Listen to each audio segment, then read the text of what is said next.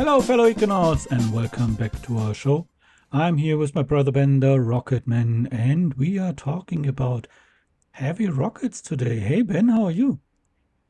Yeah, hey, fellow Econauts. Hey, Simon, how's it going? Yeah, heavy topic Heavy today. topic.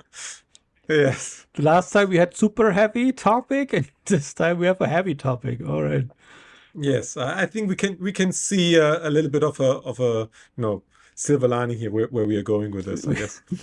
Yeah, I think so too. So, what is considered a heavy rocket? I mean that's quite easy, similar to all the other launch vehicle sizes, and we have talked about this in the overall comparison.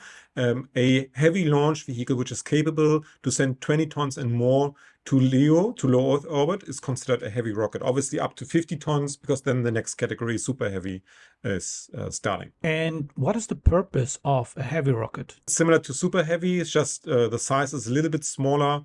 The purpose is to send larger items to orbit, or even to geostationary orbit, and therefore to reduce the price per cost when you launch something, or very specialized for heavy payload in the first place. Can you let us know some of the more famous heavy rockets that we may be familiar with? Of course. So the Falcon 9, although in itself a medium rocket, can be considered a heavy one if it's run with full thrust. So it is capable to lift 20 tons and more in that case, in that configuration. Then the Falcon Super Heavy, the Falcon Heavy, sorry, the Falcon Heavy, obviously as well. It's a heavy rocket, has been launched a couple times now, so it is a workable rocket. The Ariane 5 is the European heavy rocket which they launched from South America. And I think the most famous contestant here in this category is the space shuttle. What is the significance for heavy rocket for the space economy? I think again there's two sides here, two camps who, like, in terms of the philosophy of launch vehicles.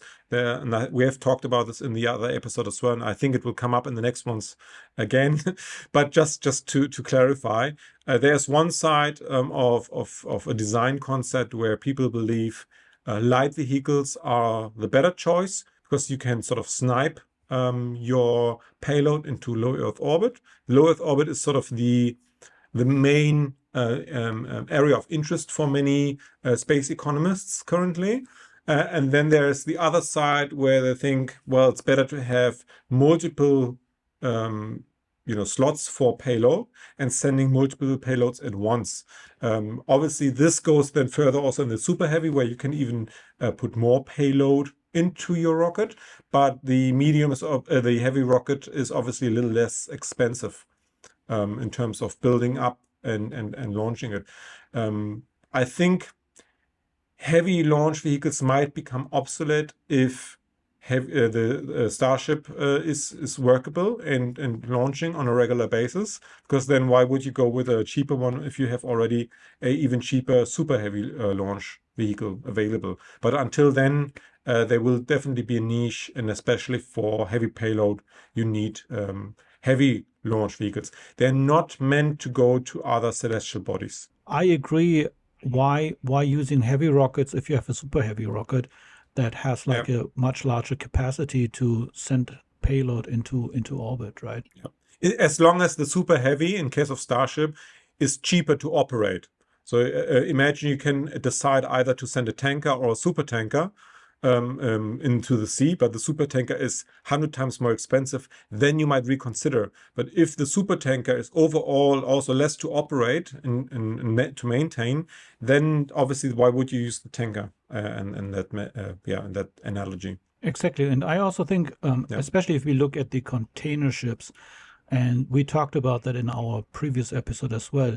If we have certain standards, if we standardize the space economy in regards to what kind of payload or how to package the payload so that you can actually put it on a super heavy rocket.